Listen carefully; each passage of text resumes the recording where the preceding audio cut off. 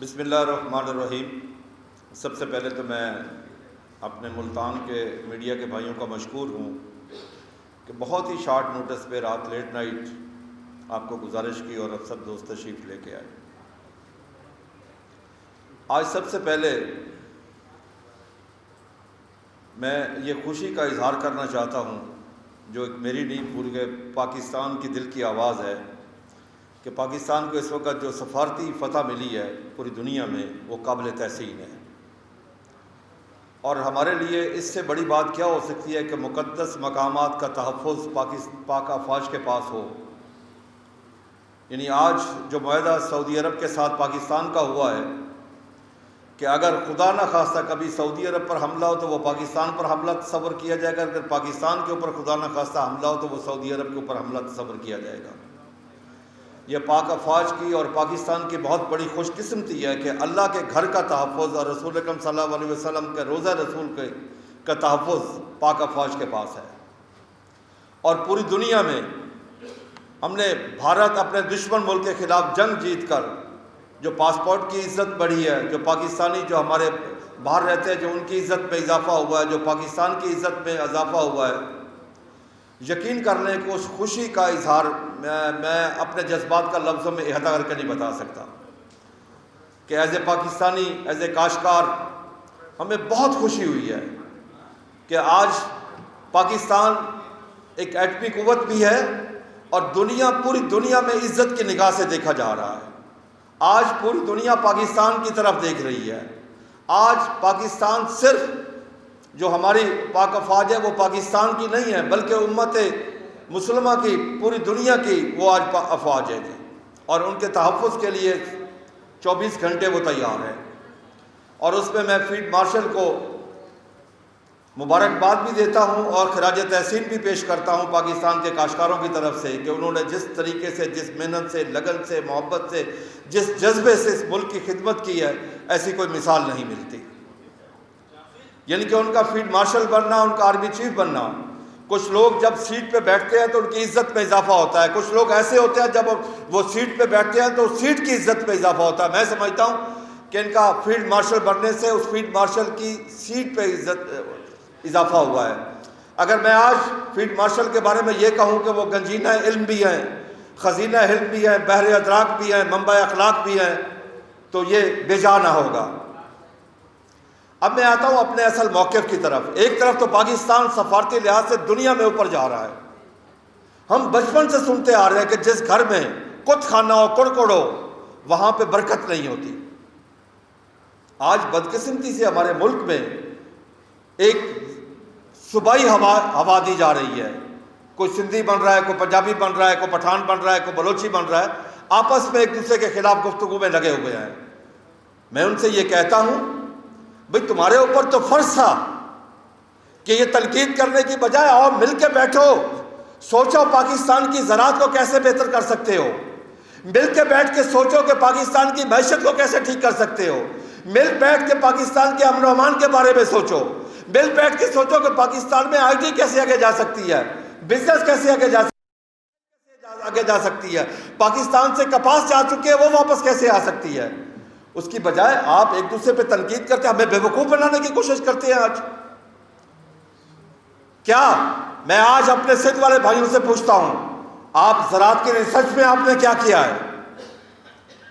کیا پاکستان کی جو ریسرچ ہے، زرعی ریسرچ کی میں سر بات کر رہا ہوں اس وقت، کیا آپ کے پاس گندم کا سیڈ ہے سندھ سے جو آپ نے ریسرچ کی ہو؟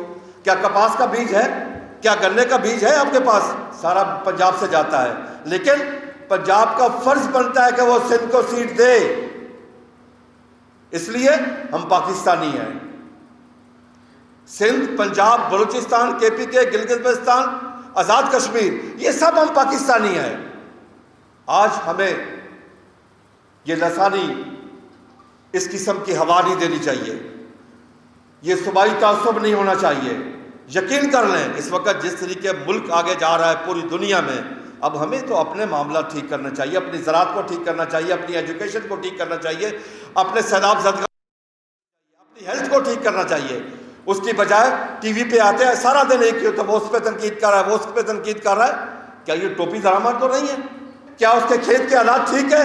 کیا اس کی بچوں کی تعلیم کے حالات ٹھیک ہے؟ کیا اس کی بچوں کی صحت کے حالات ٹھیک ہے؟ اس پہ آپ بات کیوں نہیں کرتے؟ آج سیلاب میں کون مرا ہے جو زمین سے جڑا ہوا ہے؟ چاہے وہ کاشتکار ہے، مزدور ہے جو دیہات پہ رہنے والا ہے، چاہے وہ گوڈی کرنے والا ہے، چاہے وہ جا کے سپرے کرنے والا ہے، چاہے وہ مزدوری کرنے والا ہے، یہ سب بیچارے مارے گئے سیلاب میں. کسی کو فکر ہے ان کی؟ چاہیے یہ تھا جس طرح پنجاب نے ایک پیکج اناؤنس کیا، کوئی شک نہیں کہ 20,000 روپے پر ایکڑ بہت کم ہے. سندھ والے کھڑے ہو کے کہتے کہ پنجاب سی ایم سے گزارش کرتے کہ یہ 20,000 کم ہے، اس کو بڑھائیں. ہم بھی بڑھاتے ہیں، ہم بھی زیادہ دیں گے. یہ تھی مثبت بات. آج کیا ایک دوسرے کے خلاف منفی کو، کیا اس طرح پاکستان ترقی کرے گا؟ دنیا میں آپ تو دونوں حکومت میں اکٹھے ہیں، پاکستان پیپلز پارٹی اور مسلم لیگ نون. اپنے مقصد اور مطلب کے لیے جب آپ نے عہدے لینے ہیں، ایک دوسرے کو ووٹ دینا ہے، وہاں آپ جفیاں ڈال کے کھڑے ہیں. چاہیے تو یہ تھا کہ آج اس سیلاب کے موقع کے اوپر سب پارٹی آل پارٹی کانفرنس ہوتی کہ ہم ان لوگوں کو کس طریقے سے ان کی بحالی کا کام کر سکتے ہیں. کیا ان کے بارے میں سوچا ہے جن کی ہر چیز چلی گئی، جن کے پاس کچھ نہیں بچا سوائے ان کے بدن کے اوپر جو 2 کپڑے، اس کے علاوہ ان کے پاس باقی کچھ بھی نہیں ہے؟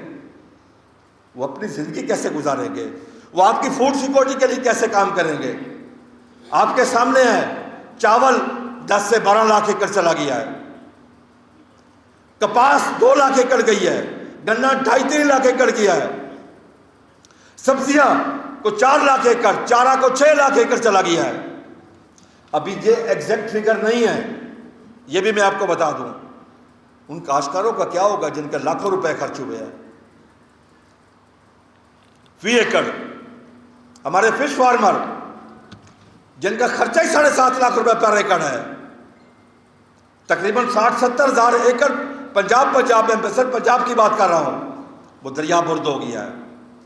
ان کا انفراسٹرکچر بھی تباہ ہو گیا ہے، بلکہ ان کا اس پیکج میں نام بھی نہیں ہے. حالانکہ فش فارمر بھی فوڈ سیکورٹی کے لیے کام کرتا ہے، یہ نہیں ہے کہ اس کا کوئی اور کام ہے. فش، چکن، ہر چیز فوڈ سیکورٹی کا حصہ، جو بھی کھانے والی چیز ہے. آج ہم اس چیز کو سیریس لے کے، میں گزارش کرتا ہوں ان صاحبان سے کہ خدا کے لیے مثبت بات کریں، پاکستان کے لیے بات کریں. میں آج دعوت دیتا ہوں تمام پارٹیز کو کہ ہم پاکستان کسان اتحاد کے پلیٹ فارم پہ آپ کو دعوت دیتے ہیں، ہمیں آپ ٹائم دیں. ہم ایک اس ایگریکلچر ڈیزاسٹر کے اوپر آل پارٹی کانفرنس رکھتے ہیں، ہم میزبانی کرتے ہیں آپ کی.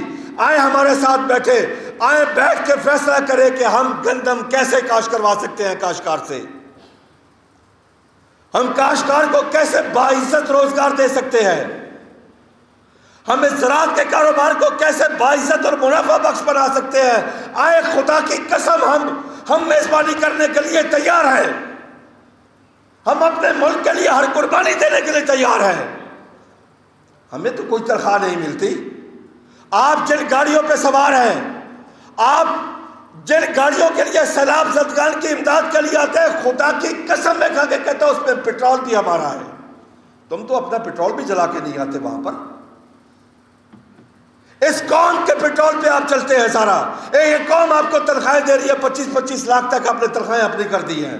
ان کے بارے، اس قوم کے بارے میں سوچو تو صحیح. اس قوم کے بارے میں کوئی بہتر فیصلہ تو کرو. آج میں اس کاشتکار کے جذبات کا لفظوں میں احاطہ کر کے نہیں بتا سکتا جو سیلاب سے نکل کے باہر سڑک کے اوپر بیٹھا، اپنی فیملی کو ساتھ لے کے بیٹھا ہے. آج وہ اپنے بچوں کے لیے، یہ کاشتکار بھکاری نہیں ہے، لیکن وہ بیٹھ کے دیکھتا ہے کہ کوئی مخرج آتا ہے، گورنمنٹ کا کوئی مجھے کھانا دے. اس کے پاس ہے کچھ نہیں. بلکہ مجھے یہ بھی افسوس ہے اس دفعہ، کیونکہ میں نے جو جا کے دیکھا، جو ہماری قوم میں جذبہ ہوتا تھا، وہ اس دفعہ مجھے جذبہ نظر نہیں آیا، وہ مخیر حضرات وہ نظر نہیں آئے. اب مجھے یہ اندازہ نہیں ہے کہ ان کا اعتماد اٹھ کیا ہے، کہ ہمارا پیسہ صحیح جگہ پہ خرچ نہیں ہوتا، یا وہ آنا نہیں چاہتے. دیکھیں اس وقت ہمیں تو چاہیے کہ ہم سیلاب زدگان کی امداد کریں. ہمیں چاہیے کہ یہ سوچے کہ کپاس گندم کیسے کاشت ہوگی. کپاس تو اس ملک سے چلی گئی. آپ کی سب سے بڑی کیش آور جو فصل تھی وہ کپاس تھی. وہ آگے کاشت نہیں ہونے جا رہی. اگلے سال کاشت نہیں ہوگی. اس دفعہ گندم کے لیے کاشتکار کاشت نہیں کرنا چاہتا. اس کی وجہ 2 سال اس کو 2200 ارب روپے اصل ریٹ سے کم ملا. لیکن میں ایز اے کاشتکار خدا کی قسم میں کھا کے کہتا ہوں, میں آج بھی چاہتا ہوں کہ ہم میکسیمم گندم کاشت کریں. ہمیں خدا کے لیے کوئی اناؤنس کرے, حکومت سپورٹ پرائز دے. ہم سپورٹ پرائز کیا مانگ رہے ہیں؟ ہم صرف اتنا کہہ رہے ہیں کہ ہمیں ہماری پیداواری لاگت 25% منافع دے دے جو پوری دنیا لیتی ہے. ہم یہ نہیں کہہ رہے کہ ہمیں 50% منافع دیں. اب آپ یہ دیکھیں, ہمیں ہماری سپورٹ پرائز کے اوپر کرتی ہے. ہمارے دشمن ملک پہ دیکھیں, ہم نے جو اس دفعہ گندم بیچی تھی 2024 میں کاشت کی, 25 اپریل مئی میں ہم نے ہارویسٹ کر کے بیچی. ہمیں ریٹ کا نہیں پتا تھا ہمیں ریٹ کیا ملے گا. لیکن ہمارے دشمن ملک میں اگست 2024 میں ریٹ دے دیا گیا جو 25 میں کاشت ہونی ہے, 26 میں ہارویسٹ ہونی ہے. اس کو کہتے ہیں فیوچر مارکیٹنگ. آج کپاس کا کاشتکار رو رہا ہے اس وقت. وہ کہتا ہے میں نے حکومت کی بات کیوں مانی, میں نے کیوں کپاس کاشت کی کہ اس کی پیداواری لاگت 9,000 روپے, اس کو ریٹ مل رہا ہے 5,500 روپیہ. کہاں 0.18, کہاں 1.75. آج یہی وجہ ہے کہ وہ دنیا میں لیڈ کر رہا ہے وہ, اور ہم 10 سے 12 بلین ڈالر کی ایگریکلچر پروڈیوس کی امپورٹ کر رہے ہیں. مجھے کیوں تکلیف ہے, میرے کاشتکاروں کو کیوں تکلیف ہے کہ ہم سے بڑا محب وطن کوئی نہیں, کوئی بھی ہم سے بڑا محب وطن نہیں ہے, کیونکہ ہم اپنی زمین کا ٹکڑا اٹھا کے کسی دوسرے ملک میں منتقل نہیں کر سکتے. میرا کاشتکار کا جینا پاکستان میں, مرنا پاکستان میں, اولاد ادھر, جائیداد ادھر, تعلیم ادھر, صحت ادھر, ایمان ادھر, سیر و سیاحت ادھر. اس لیے ہم اپنے ملک کے لیے سوچتے ہیں. یقین کر لیں, جب 4-5 دنوں سے ہم ٹی وی پہ یہ بار بار سن رہے ہیں, ایک طرف کبھی وہ آ رہے ہیں کبھی وہ آ رہے ہیں, ہمیں بہت تکلیف ہوئی. اور وہ تکلیف کی شدت میں میڈیا تک نہیں پہنچا سکتا, وہ اتنی زیادہ شدت تھی. مجھے تکلیف ہوئی. تمام کاشتکاروں نے مجھے فون کیا کہ یہ کیا ٹی وی پہ چل رہا ہے. بجائے ایک طرف تو آپ حکومت پہ اکٹھے بیٹھے ہیں, کھانے آپ اکٹھے کرتے ہیں, میٹ کے آپ اکٹھے کرتے ہیں, لیکن ٹی وی پہ آ کے تقسیم ہے. تقسیم کس لیے؟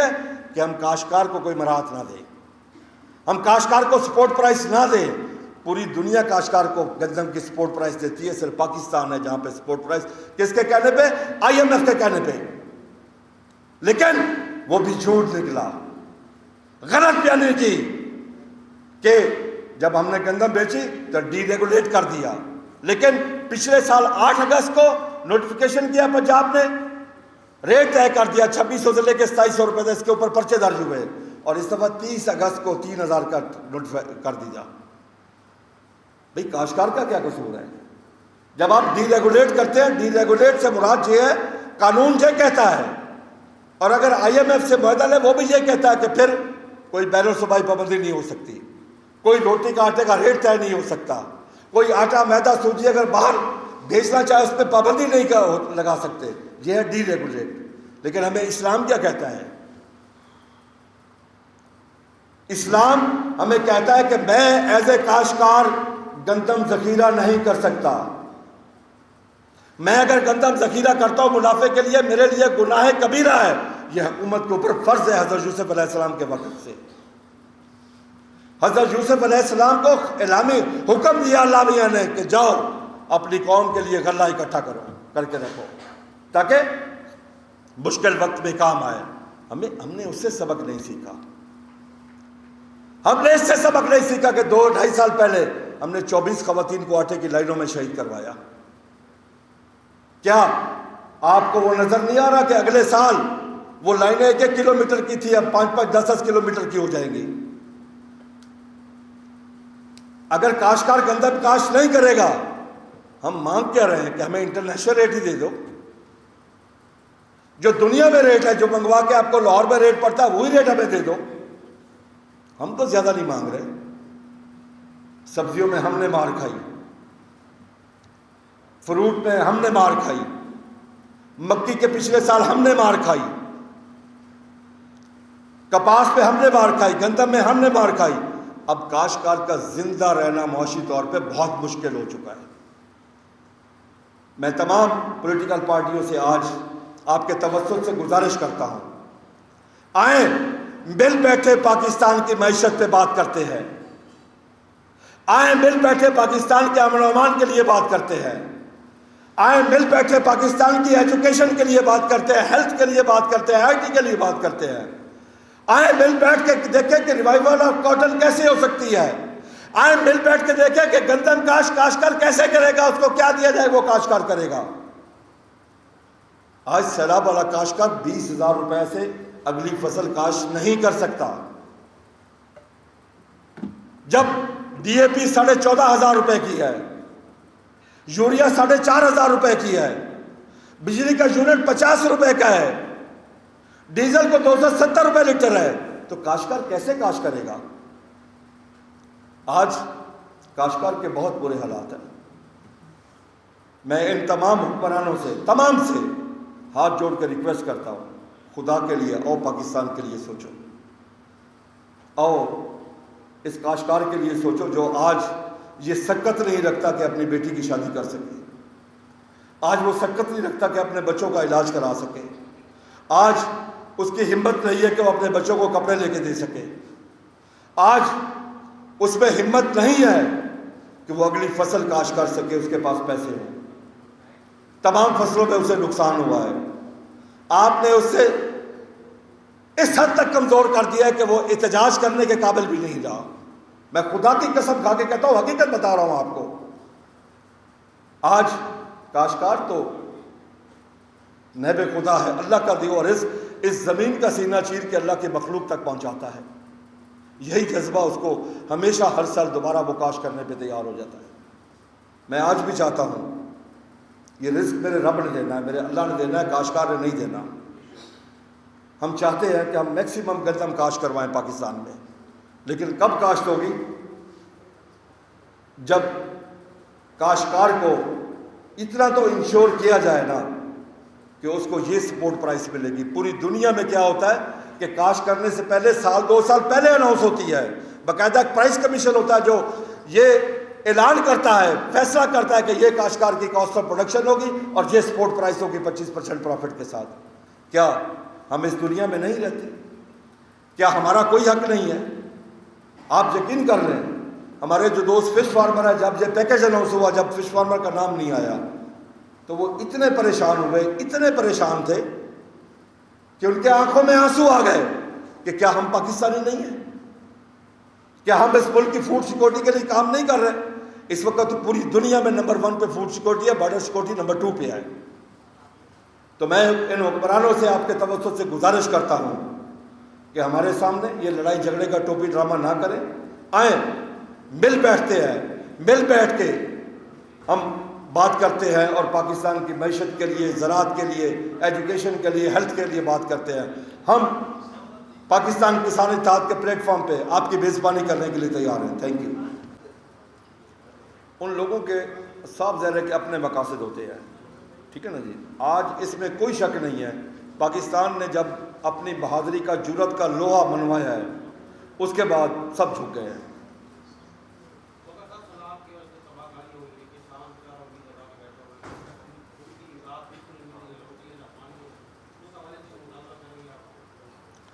جی ہم تو روز مطالبہ کرتے رہے جی، اور آج بھی ہمارا یہی مطالبہ تھا کہ میں نے ابھی پریس کانفرنس میں کیا کہا ہے کہ سیلاب سے 2 کپڑوں میں لوگ بیٹھے ہیں، اور میں نے یہی کہا ہے کہ تمام پارٹیز مل کے ان کی امداد کریں، اگلی فصل ان سے کاشت کروائیں۔